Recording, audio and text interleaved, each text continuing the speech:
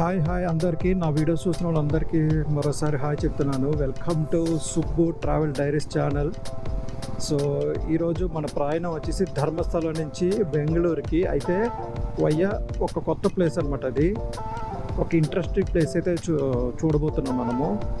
So interesting place ఏంటనేది going forward అయితే చెప్తాను. చాలా మంచి ప్లేసు, దాని గురించి తెలుసుకుందాము ఏంటనేది. చాలా ఇంట్రెస్ట్గా అయితే ఉంటుంది. అండ్ ఇంకా విషయం చెప్పేసరికి ఏంటంటే, ధర్మస్థలం నుంచి ఇప్పుడు మనం వెళ్ళబోతున్న ప్లేస్ వచ్చేసరికి 70 కిలోమీటర్స్ అయితే ఉంది. 75 కిలోమీటర్స్ అయితే చూపిస్తూ ఉంది. అది యాక్చువల్లీ ధర్మస్థలం నుంచి బెంగళూరు ఆ రూట్ అయితే వెళ్దు భయ్య, కానీ నేను ఆ రూట్ పెట్టి వేరే రూట్ నుంచి అయితే వెళ్తున్నాను అనమాట. తర్వాత ధర్మస్థల దర్శనం కూడా అంత బాగా జరిగింది. ఆ వ్లాగ్ కూడా చూడండి. యాక్చువల్లీ మొత్తం కిలోమీటర్ కలిపి మనకి ధర్మస్థలం నుంచి బెంగళూరుకి 330 కిలోమీటర్లు అయితే వస్తూ ఉంది. సో అది ఇక్కడ యాక్చువల్లీ ధర్మస్థలం నుంచి మనకి నియరెస్ట్ సిటీ వచ్చేసి మంగళూరు అనమాట. మంగళూరు ఎట్లా అంటే, మనకి విశాఖపట్నం ఎలాగో అంటే ఇండస్ట్రీస్, గవర్నమెంట్ ఇండస్ట్రీస్, పోర్ట్ ఇవన్నీ ఎట్లానో, ఇక్కడ కర్ణాటకకి మంగళూరు అట్లా అనమాట. అది కూడా చాలా ఇంపార్టెంట్ ప్లేస్ అనేది. సో మంగళూరు, ఉడిపి, మురుడేశ్వర, గోకర్ణ, కల్వారు, ఇవన్నీ మంచి టూరిజం ప్లేసెస్ కూడా. ఇవన్నీ ఒక స్ట్రెచ్లోకి వస్తాయి, సీ కోస్ట్ స్ట్రెచ్లోకి వస్తాయి అన్నమాట. గైస్, మనం ఇందాక రూట్లో ఇప్పుడు NH 75 అయితే తీసుకొచ్చింది. మళ్ళీ ఇక్కడ NH 75 నుంచి మళ్ళీ డైవర్షన్ స్టేట్ హైవే 37. వాడు అసలు ఎంత స్పీడ్ వస్తున్నాడు ఆ ట్రక్ వాడు, మన సిగ్నల్ ఇచ్చినా కూడా.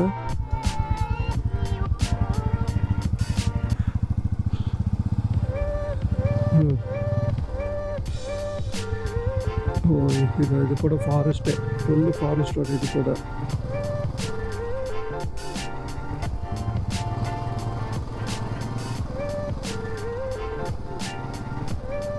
సో మళ్ళీ మనం NH 75 నుంచి స్టేట్ హైవే 37 అయితే వచ్చాము. చూద్దాం ఈ రోడ్ ఎలా ఉంటుందో. ఫ్రెండ్స్, ఇక్కడ చూస్తున్నారు కదా, ఇది రైల్వే ట్రాక్ వచ్చేసి. ఇది వచ్చేసి మనకి సుబ్రహ్మణ్యపురం రోడ్డుకి రైల్వే స్టేషన్ అనమాట. ఇక్కడ అంటే సుబ్రహ్మణ్యపురం స్టేషన్ కుక్కే సుబ్రహ్మణ్యానికి ఇక్కడికి 12 కిలోమీటర్ల దూరం ఉంటుంది. ఇంకా ఇక్కడ ఉంది నేతన సుబ్రహ్మణ్య రోడ్డు. అంటే కుక్కే సుబ్రహ్మణ్యానికి ట్రైన్లో రావాల్సిన వాళ్ళు ఎవరైనా కూడా వస్తే ఇక్కడ దిగాల్సి వస్తుంది. చూద్దాం రైల్వే స్టేషన్ ఎంత దూరం ఉంటుందో ఇక్కడ. అయితే ఈ రైల్వే ట్రాక్ ఉంది కదా, ఈ రైల్వే జర్నీ అయితే ఏదైతే ఉందో ఎవరు మిస్ అవుద్ది. డే టైంలో సూపర్ ఉంటుంది అసలు. ఎంత దూరం ఉంది రైల్వే స్టేషన్.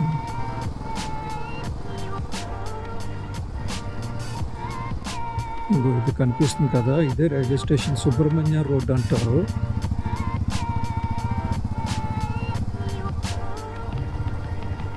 నేను జస్ట్ ఒక ఇన్ఫర్మేషన్ కోసం చెప్పి ఇది షూట్ చేస్తున్నాను. సుబ్రహ్మణ్యపురం రోడ్డు.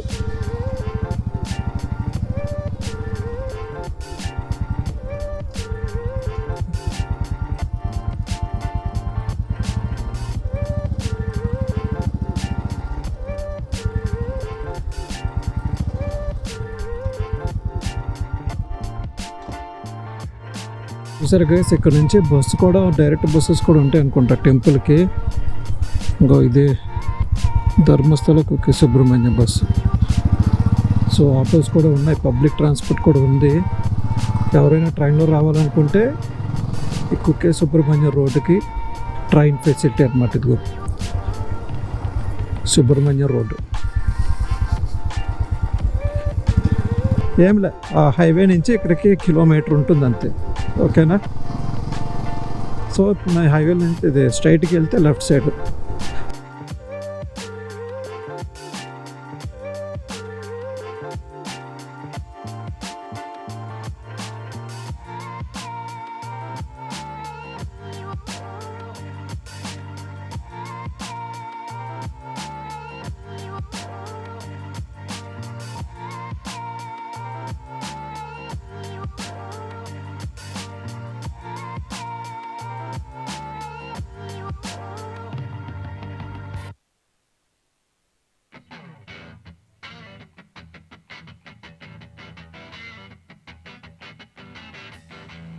చూస్తున్నారు కదా, ఇక్కడ ఈ వ్యూ పాయింట్కి వచ్చేసరికి ఎంతమంది అవుతున్నారో, ఫోటోలు తీసుకుంటున్నారో.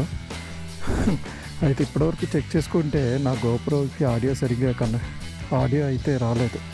ఎందుకంటే ఈ పిన్ ఏదైతే ఉందో అది లూజ్ కనెక్షన్ ఉండడం వల్ల ఇప్పటివరకు మాట్లాడిందంతా వేస్ట్ అయిపోయా. Okay sir, bye.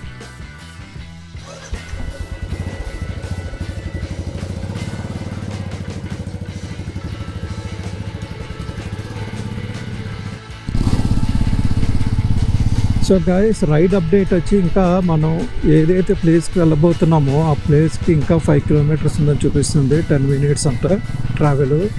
ఇప్పుడు ఆ వెళ్తున్న ప్లేస్ వచ్చేసి ఏమీ లేదు, రిడ్జ్ పాయింట్ అంటారు.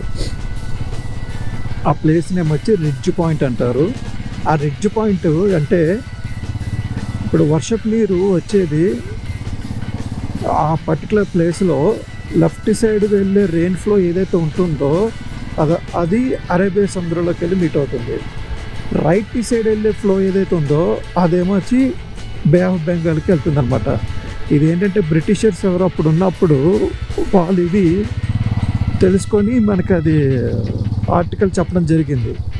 అది ఎట్లా అంటే లెఫ్ట్ సైడ్ పడే వాటర్ అంతా కుమారధారలో కలిసి కుమారధార నుండి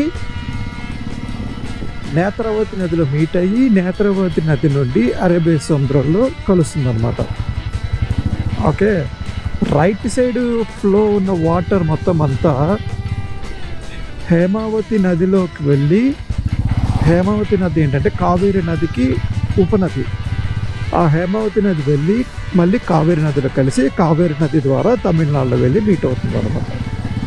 సో అది ఆ పాయింట్, ఆ రిడ్జ్ పాయింట్ అండి.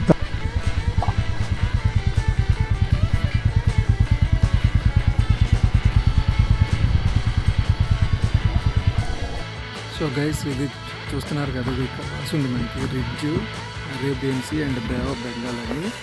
అంటే ఇది రిడ్జ్ పాయింట్ అన్నట్టు. ఇది సెంటర్, ఇది లెఫ్ట్ సైడ్ వెళ్తే ఇక్కడ ఎలా పడి రైట్ సైడ్ ఏమో అటు వెళ్తుంది. రైట్ సైడ్ అట్లా వెళ్తుంది.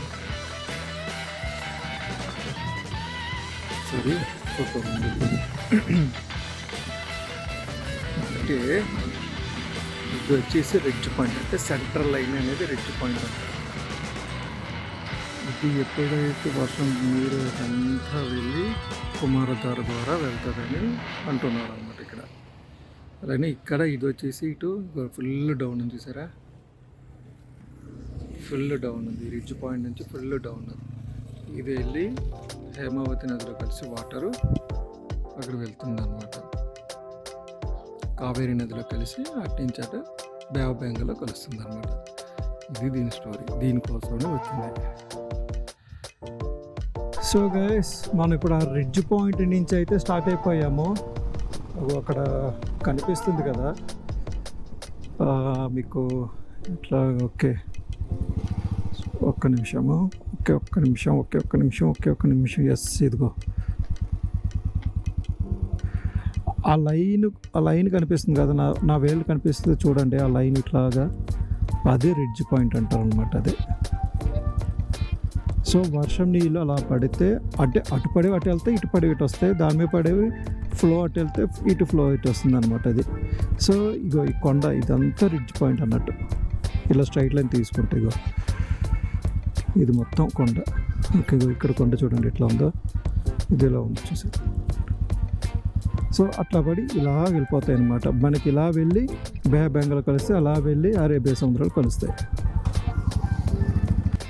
సో గైస్, ఇది చూస్తున్నారు కదా, బోర్డు కనిపిస్తుందో మీకు, వెల్కమ్ టు నైస్ రోడ్ అని.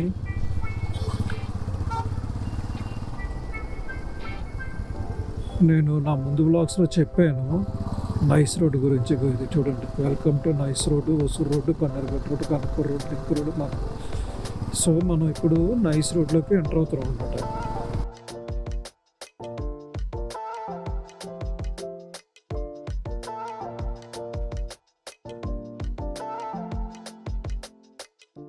సో గైస్, ఇక్కడ మీరు చూడొచ్చు, ఇదిగో కనకపుర రోడ్డు లెఫ్ట్. అంటే నేను ఇక్కడ ఎండ్ అయిపోవాలన్నమాట. ఈ లెఫ్ట్కి వెళ్ళిపోయి ఆ టోల్ వాళ్ళు చెక్ చేస్తారు, టోల్ చూపించేస్తే ఇంకా మనకు సో ఇది నేను ఎండ్ అయిపోయాను, అంటే నా నైస్ రింగ్ రోడ్కి నేను ఇక్కడ ఎండ్ అయిపోయాను. ఎలక్ట్రానిక్ సిటీకి వెళ్ళిపోతుంది. ఇంకా ఇంచుమించుగా ఒక 15 కిలోమీటర్లు ఈ రూట్లో వచ్చాను అనమాట నేను.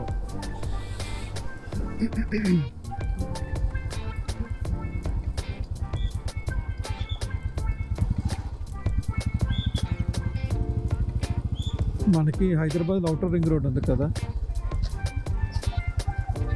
అక్కడంట బైక్స్.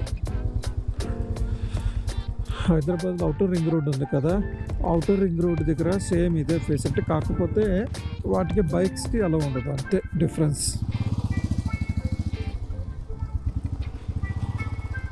మనం చూసుకోలేదు, అందువల్ల అటు వెళ్ళిపోయాం.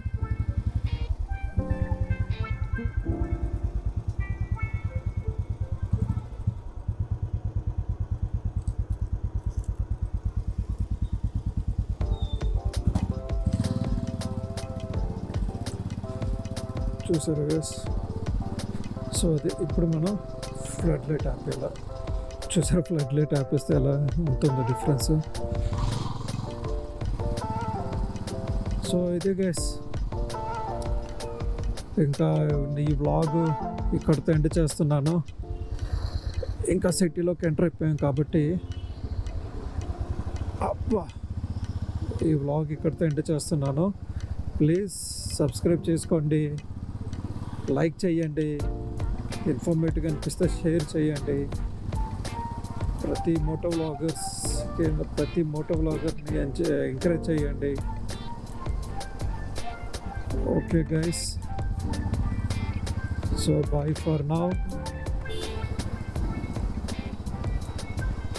ఈ ట్రిప్ ఇక్కడితో ఎండ్, అండ్ ఈ వ్లాగ్ కూడా ఇక్కడితో end. Okay, thank you all.